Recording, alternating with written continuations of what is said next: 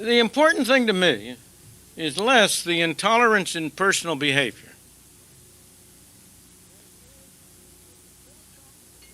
than it is that the philosophical doctrines on which they claim to base their views seem to me to be fundamentally a source of intolerance. So far as von Mises is concerned, that has to do with his methodological doctrine of praxeology. That's a fancy word, and it may seem highly irrelevant to my topic, but it isn't at all. Because the fundamental principle, his fundamental idea, was that we knew things about human action, the title of his famous book, because we are human beings and we have absolutely certain knowledge of the motivations of human action, and we can derive, he would have maintained that we could derive all of our substantive conclusions from our own basic knowledge.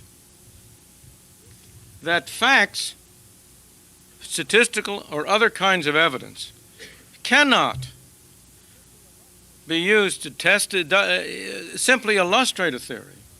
That they don't test a theory, they cannot be used to contradict a theory, but because we know the propositions, we know the theoretical propositions, not because we are generalizing from observed evidence, but because we have innate knowledge of human motives and behavior. Now that converts anything that's done into a religion.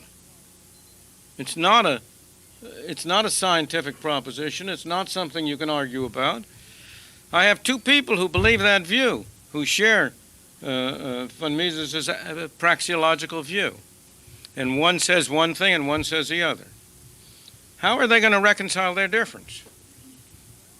The only way they can do so is by argument on that basis. One has to say to the others, you've made a mistake in reasoning. And the other has to say, no, you've made a mistake in reasoning. And now they keep on going, and they never can persuade one another. There's only one thing left to do. You have to fight.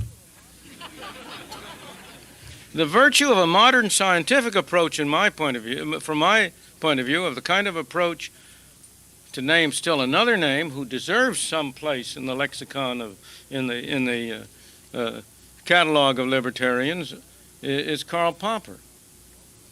And I think Popper's approach to methodology, also another Austrian, is very different. If you take a scientific approach, we finally disagree and we say to one another, well, look, you tell me what facts, which if they were observed, you would regard as sufficient to contradict your view.